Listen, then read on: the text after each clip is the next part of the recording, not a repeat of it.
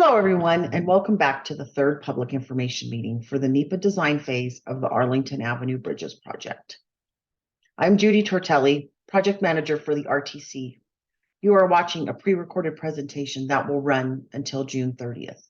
This third public information meeting does not have an in-person event. At the end of this public meeting is a link to provide your questions and comments. Due to the amount of information I want to share with you, we've broken the material up into 5 mini presentations. This provides you the flexibility to choose which topics you want to learn more about. This mini presentation summarizes the requirements and results of the environmental studies. RTC was awarded a federal grant to help fund this project.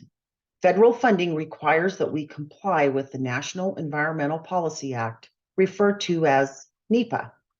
The Federal Highway Administration is the lead federal agency providing oversight on this process.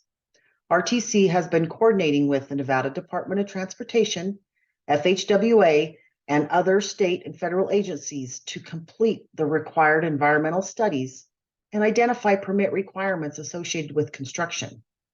The result of this collaborative process is a set of project commitments on how RTC will, 1, minimize and avoid impacts to sensitive resources, and 2, how RTC will mitigate unavoidable impacts. These commitments are being compiled and incorporated into the design, plans, and specifications for construction. The environmental studies are nearing completion, and we expect to complete NEPA review from FHWA this summer. These are the studies we've conducted to support FHWA's NEPA review. The long-term impacts of the project are primarily beneficial or result in no change. This project will improve multimodal transportation by providing wider sidewalks, buffering bike lanes from traffic, and improving transit stops. The new bridges and streetscape improvements will enhance the aesthetics of the area. The project is not expected to have any long-term water quality impacts, and no hazardous materials concerns have been identified. The project does have some short-term impacts during construction. Let's talk about those in a bit more detail. During the 2-year construction period, Arlington Avenue will be closed. This map shows the alternate routes that can be used during construction. We've estimated the time delay that travelers can expect during construction. Cyclists can expect the least impact, with only 1 to 2 minutes of delay to detour around Arlington Avenue closure using Sierra Street. For pedestrians, walking east to cross the river at Sierra Street instead of Arlington results in 5 to 6 minutes of travel delay. The delay for motorists has the biggest variability. Depending on the direction of travel and which route the driver is using, motorists can expect between 1 and 6 minutes of travel delay. There will be some disruption for recreation in the project area during construction. Most of the park and recreation resources in the project area will remain open, with the exception of Wingfield Park, which will be closed during construction for public safety. The Truckee River Walk will remain open with detours in place to route users along bridge construction zones at West First Street and Island Avenue. Recreation access to the river itself will be maintained during most of the construction duration. However, there will be some restrictions to maintain public safety. Between July 1st and November 30th, the contractor will install a barrier in the river to divert flows to one channel or the other. This is needed to create a dry work zone for bridge construction. During those times, recreation river use will be restricted to one channel. If you're interested in hearing more about how the project will affect the Whitewater Park, there is a separate mini presentation on that topic. We have also coordinated with the U.S. Fish and Wildlife Service on potential impacts to threatened and endangered species. There are 2 protected fish species with potential to use the Truckee River within the project area.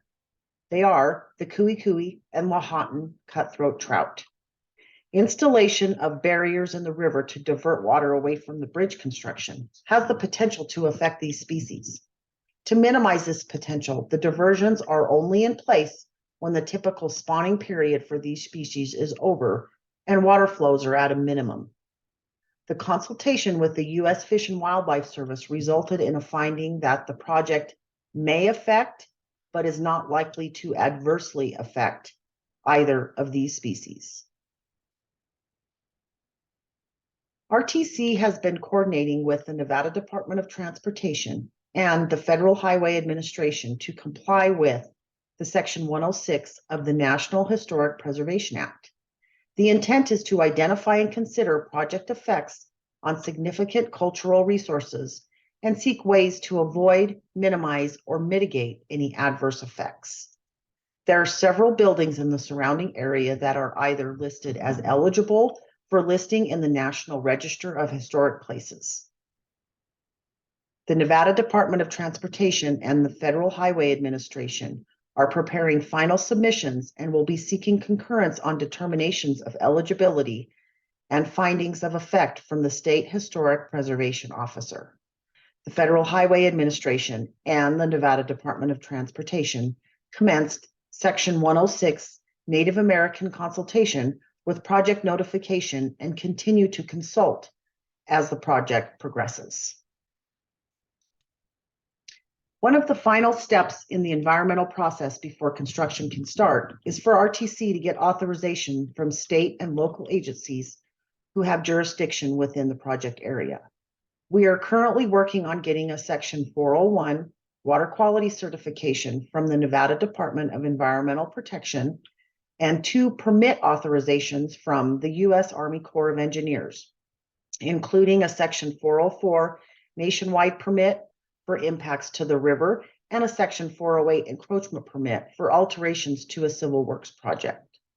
Once the contractor is on board, they will need to obtain additional permits from the city and state agencies. Here is the link to our survey where you can submit questions or comments, stay informed by joining the email list, and tell us what construction information updates you'd like to receive. This survey will be open until June 30th.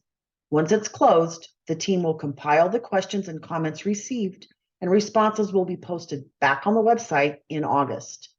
You can also check out the project website anytime to get the latest information.